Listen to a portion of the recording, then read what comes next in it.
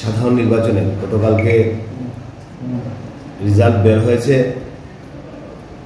এবং আমরা দেখতে পারলাম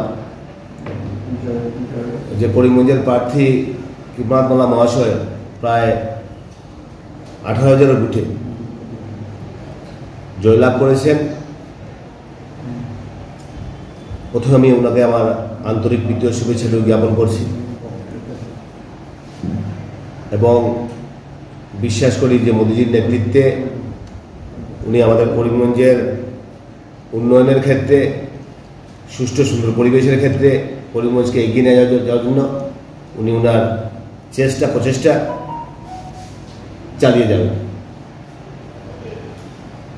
আমি ধন্যবাদ জ্ঞাপন করছি করিমগঞ্জের সর্বস্তরের জনসাধারণকে, যেভাবে স্বতঃস্ফূর্তভাবে করিমগঞ্জের মানুষ ভোটদান করেছেন এবং সর্বস্তরের জনসাধারণ ভোটদান করেছেন। তাই মনে করি এই জয় করিমগঞ্জবাসী তথা করিমগঞ্জবাসী সর্বস্তরের জনসাধারণের জয়। এবং গতকালকে মুখ্যমন্ত্রী বলেছে যে আসামের 14টা আসনে 11টা আসন এনডিএ জয়লাভ করেছে, কিন্তু করিমগঞ্জের আসনটা সিগনিফিক্যান্ট। এই আসনটা জিতা,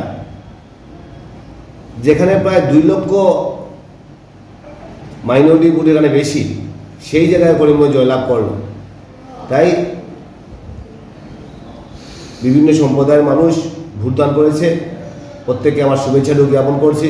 সামনের দিন কিভাবে আমাদের মুখ্যমন্ত্রীর নেতৃত্বে করিমগঞ্জ জেলাকে এগিয়ে নেওয়া যায়, সুষ্ঠু সুন্দর পরিবেশ রাখা যায়, উন্নয়নের ক্ষেত্রে যেভাবে মুখ্যমন্ত্রী একটা নূতন দিগন্তের সূচনা করেছেন, সেই ক্ষেত্রে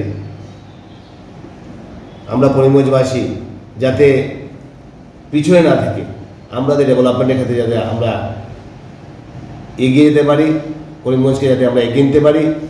আর বিশেষ করে যে দেখা যায় যদি করিমগঞ্জের এবং হাইলাকান্দি এবং শিলচর বরাকবেলি 2টা লোকসভা আসন, গতবারও 2টা লোকসভা আসন বিজেপির অনুকূলে ছিল। এবারও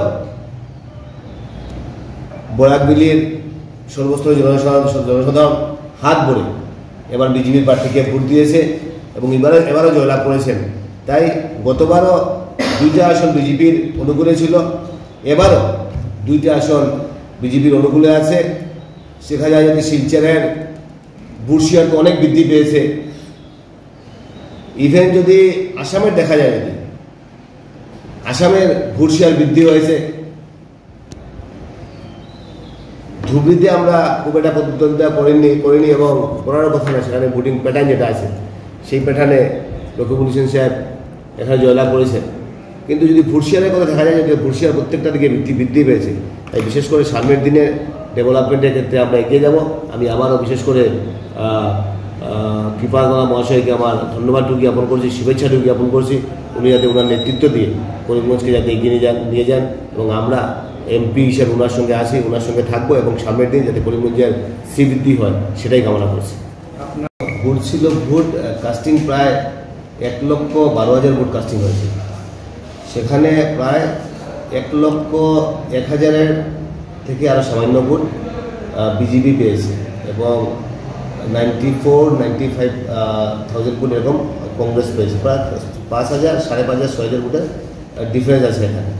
তো বিশেষ করে এই ডিফারেন্সটা সিগনিফিকেন্ট ডিফারেন্স। আমি বিশেষ করে ধন্যবাদ জ্ঞাপন করছি। এবং উত্তর করিমগঞ্জ যদি আপনি ধরতে হয় তাহলে উত্তর করিমগঞ্জ, বর্তমান উত্তর করিমগঞ্জ যেটা, সেটায় 6,000 ভোট বেশি বা 5,000 ভোট, 6,000 ভোট, 5,500-6,000 ভোট বেশি। সময় আমার ওল্ড কনস্টিটুয়েন্সি অর্থাৎ বর্তমানে যেগুলো সাউথে, যেগুলো যে সাইডটা গিয়ে গেল, অর্থাৎ বেশিরভাগ জায়গা সাউথে চলে গেল।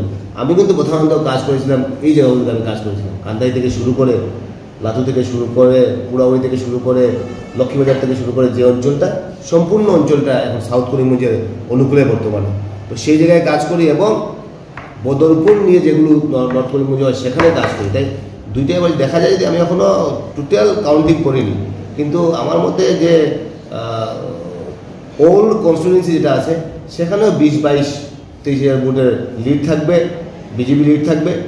এখানেও লিড আছে, এখানেও তো ক্লিয়ার লিড আছে, যেহেতু এখানে কনস্টিটিউয়েন্সি নর্থ করিমগঞ্জ সমষ্টিটাকে একদম করে দেখানো হয়েছে, যেহেতু সমষ্টি ওয়াইজ ভোট গণনা হয়েছে, তাই এখানে লিড আছে। এবং আগের সমষ্টিতে প্রায় 20-22,000-25,000 ভোট লিড থাকবে। তাই ভোট দিয়েছেন মানুষ, 2 হাত ভরে ভোট দিয়েছেন, এবং সেখানে জাতি ধর্ম বর্ণ সেগুলো বিচার না করে সবাই ভোট দিয়েছেন। তাই কোনা জয়ী হয়েছে। সামনের দিন যাতে একটা সুষ্ঠু সুন্দর সবার যাতে ভালো হয়, সবার যাতে মঙ্গল হয়, সেটাই কামনা করছি।